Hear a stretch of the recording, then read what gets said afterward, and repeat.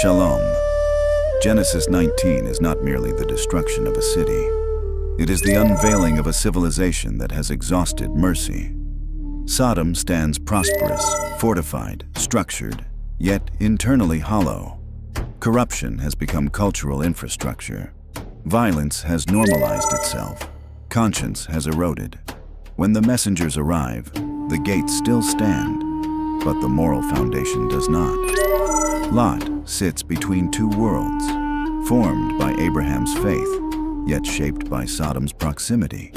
His hospitality flickers like a final ember in a collapsing order. Night reveals what daylight conceals. The mob outside his home is not chaotic rage. It is collective moral inversion.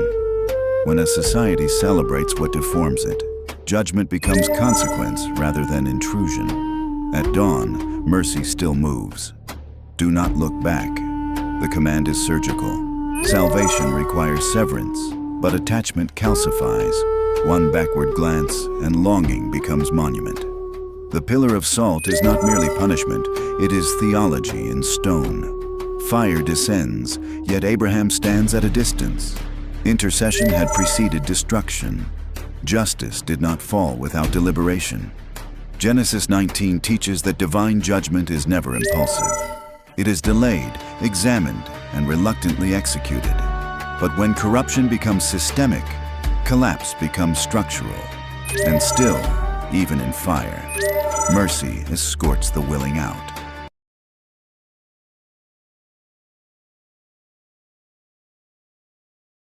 Shalom. Genesis 20 is not a story of failure. It is a confrontation between fear and covenant. Abraham walks into Gerar carrying the greatest promise ever spoken over a man. Nations will rise from him. Kings will descend from Sarah.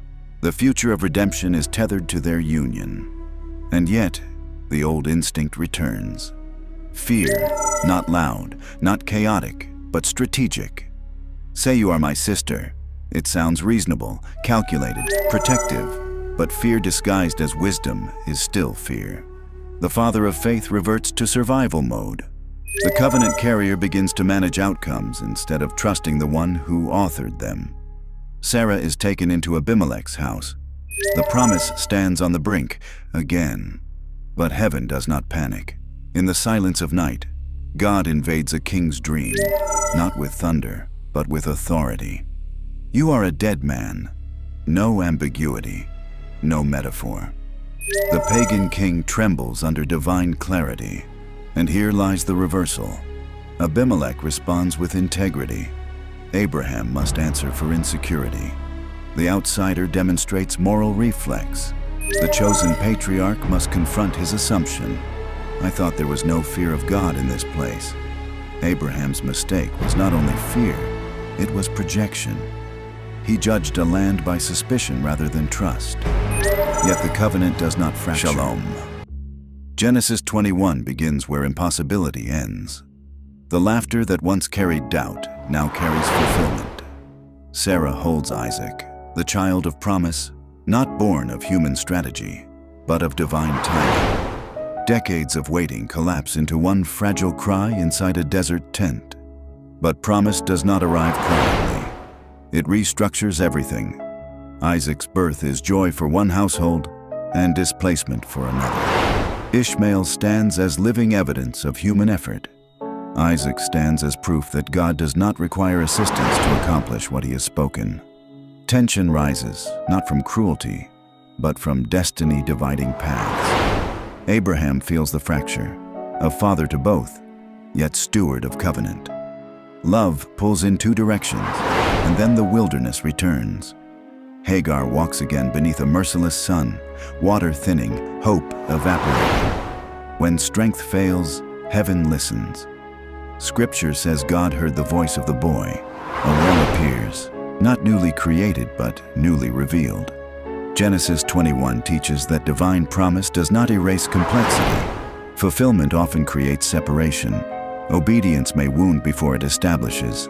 Yet even outside the covenant line, God sees, God hears, God provides. Before dawn, beneath a sky still holding its breath, Abraham stands outside his tent. The cold air moves through the edges of his robe, stars fading as the first pale light gathers.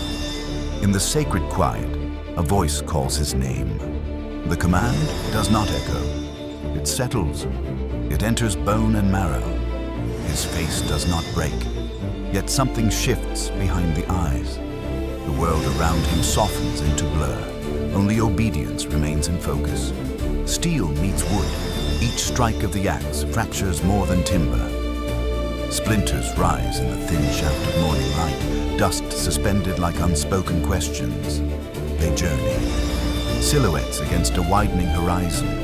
Father, son, beasts of burden, crossing ridgelines carved by time. 3 days of silence, 3 days of ascent. Sand yields to stone, breath grows heavier. Where is the lamb? The question hangs between them, fragile as wind over dry grass. Stones gather into altar, rough edges, measured placement, hands steady. Rope tightens, flesh yields beneath fiber. The sky presses closer, a blade lifts, trembling not from fear, but from surrender. Then, light fractures the air, wind surges, the moment shatters, a ram struggles in the thicket, and the light warms. Gold spills across stone and skin. Abraham kneels beneath a sky no longer silent. The covenant stands, not built on sacrifice demanded, but on faith revealed. Shalom. In Genesis 23, Sarah, Abraham's beloved wife, dies at the age of 127 in Hebron, Kiriath Arba, and Abraham mourns deeply for her. Still a stranger in the land of Canaan, Abraham seeks a place to bury her. He approaches the Hittites, sons of Heth, humbly identifying himself as a foreigner among them and asking to buy a burial site.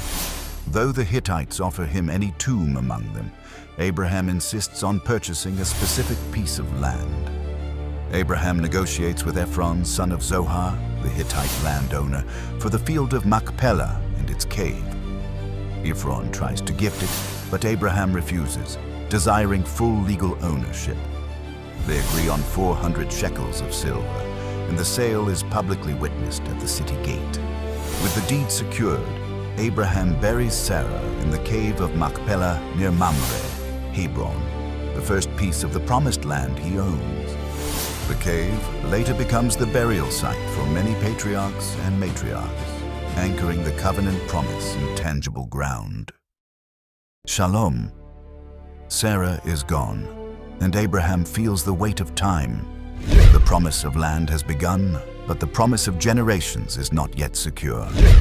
Isaac, the long-awaited son, stands alone. So Abraham sends his trusted servant back to his homeland, not to find wealth, not to find status, but to find a wife who will carry the covenant forward. Across desert miles, beneath endless sky, the servant prays for guidance. At a well in the evening light, a young woman approaches. Before he finishes his prayer, she answers it. Not with words, but with kindness. She draws water, not only for him, but for his camels. Again and again. Strength, generosity, willingness. Her name is Rebecca. When asked if she will leave her home, sir, her answer is simple. I will go. And far from the well, Isaac waits in the field at sunset. Two lives converge under the same promise. What began with a call to one man now continues through a willing heart. The covenant moves forward, not with thunder, but with faithfulness. And the future is secured.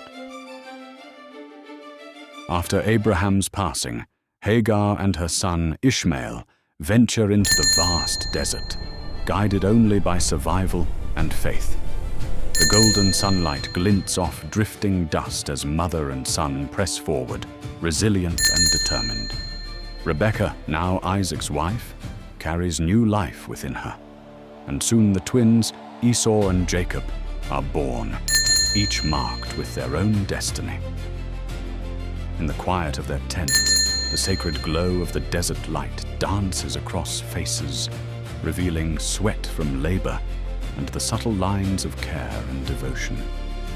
As the children grow, Esau learns the ways of the hunt, strong and rugged, while Jacob observes quietly, thoughtful and patient. Hagar and Ishmael survive in the wilderness, their bond unbroken, the desert wind shaping their journey.